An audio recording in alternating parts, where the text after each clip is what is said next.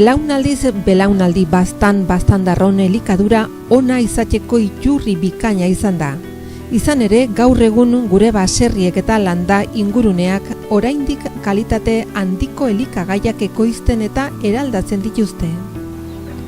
Gogoan izan behar dugu, bertako produktuak ekoizteak eta jateak gure elikaduraren jabe egiten gaituela.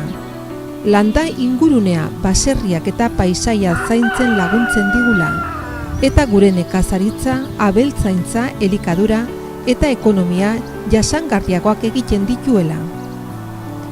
Zentzu horretan Baztango udalak sektore hori bizirik irauteak duen garrantzia defendatzen duenak baztandarrok jakinaren gainean egotea eta sensibilizatu nahi ditu bertako produktuak jatearen garrantziaren inguruan. Hori dela eta elikagaiok geure eguneroko elikaduraren parte izateko helburuarekin Zerrian halako baztan proiektua martxan jarri du. Untekoan, baba eta jogur zopa beroa prestatu behar dugu. Nahasitugun osagaiak pixket harritzekoak dire, baina ikusiko duzu ze emaitza ona aterako dugun. Udaberriko baratzea. Historian izandako gertaera nagusienetako bat nekazaritzaren sorrera izan da. Gizadian aldaketa itzuli ezinak, hazkundean, ekonomian, gizartean izan baitzituen ondorio. Baba eta jogur zopa bero bat prestatu behar dugu, orden horretarako, zuzenean, suan paratuko dugu. 6 kollarada olio, eta hemen frigituko dugu arroza. Berotzekin. Tako dugu arroza pixket, 50 gramo edola.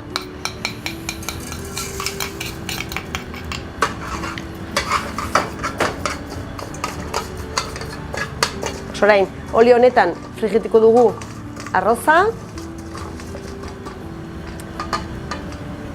Eta gero, gehituko dugu babaleak. Eta gero xarbota pixka bat, laurel, eta egostiko dugu dena barazki kaldo batean.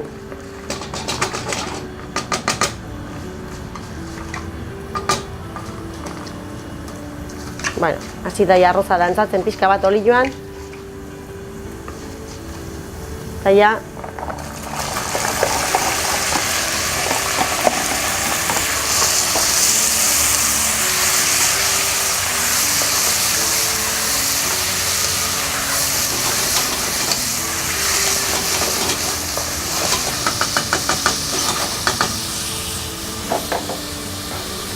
biosto, erramua botako diogu.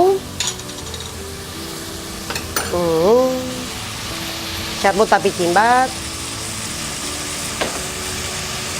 Zaten aldiozu, abarretan botatzen badiozue, gero kentzeko aizago da, ezenaz errautzen, bai?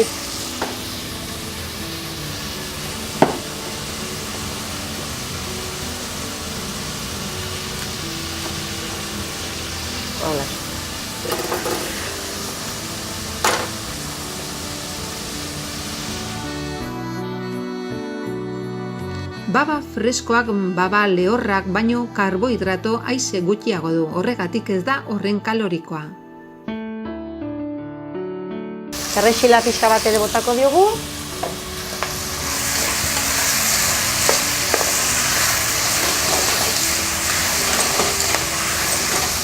Egosiko dugu dena eta gero ja perrexila eta erramostuak eta xarbota, tomilloa, abarretan bota bali mediogu, kenduko diogu, pasatu baino lehen.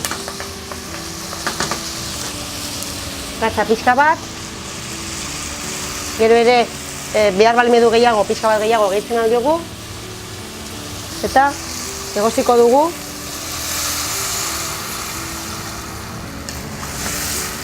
Barazki salda ez baduzue, ura erabiltzen alduzue ere bai, Eta horrela utziko dugu egosten.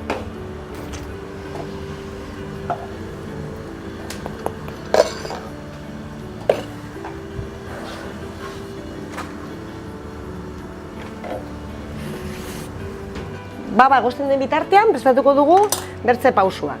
Orduen, hartzen dugu 2 baratxuriale eta txiki-txikia egiten dugu. Aparatu hau prentsa baratxuriak esan zaio, baina, bueno, bertzenaz, nabalakin ere bai,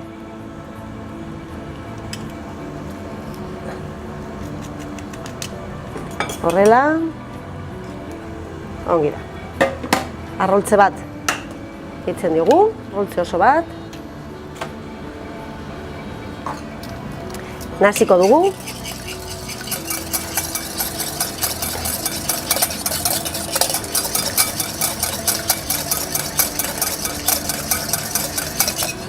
Eta egituko dugu jogurra.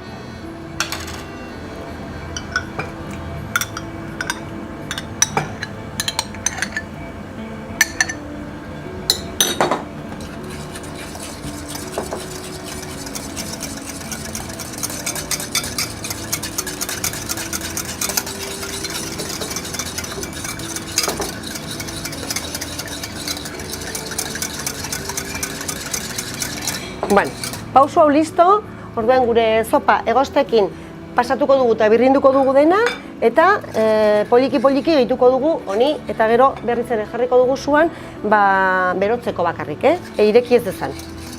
Baina hori gero, orain presa. Baltzenekien Amerikaren aurkikuntza baino lehen Europa guztian babak arrunt ezagunak zirela eta euskal eguneroko eltzekariaren oinarri zirela.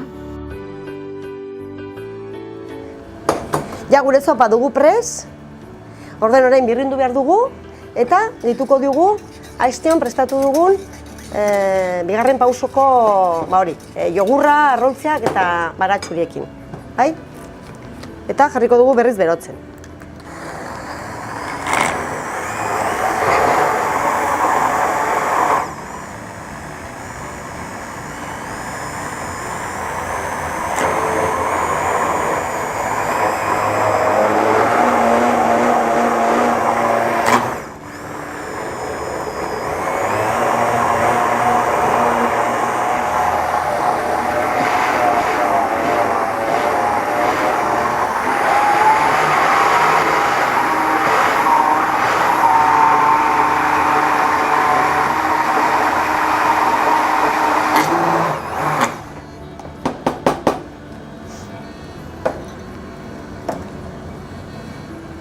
Horrela, eta orain gehituz, poliki-poliki.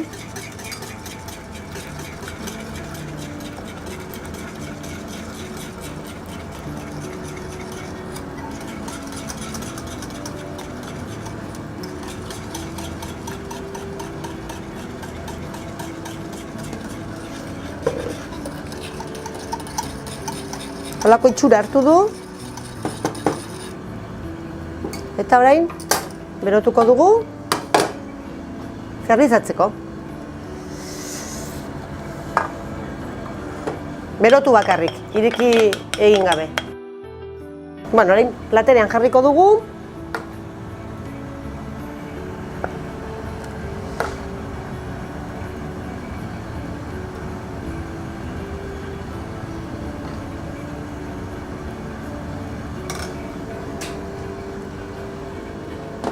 Gorde ditugu bale batzuk.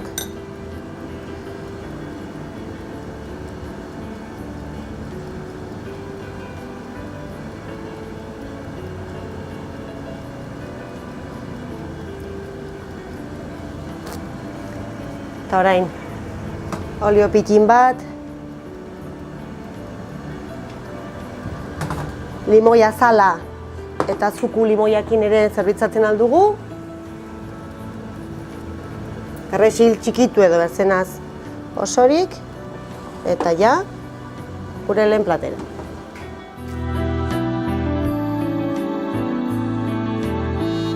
Baba eta jogur zopa beroa. Osagaiak. Osagaiak 6 kollarakada olio, 50 gramo arroz, litro terdi barazki salda, 5 xarbota daixka, 2 erramu osto, perrezil sorta, 800 gramo baba, 400 gramo jogur, 2 baratxuri zizter arrun xeatuak, gatza, piper beltza. Hemen dugu baba eta jogur zopa beroa. Arraroa iduri du hori jogurra eta babak nahastea, baina ikusiko duzue ze emaitza goxoa den, eta zenolako hori plater desberdina eta goxo-goxoa.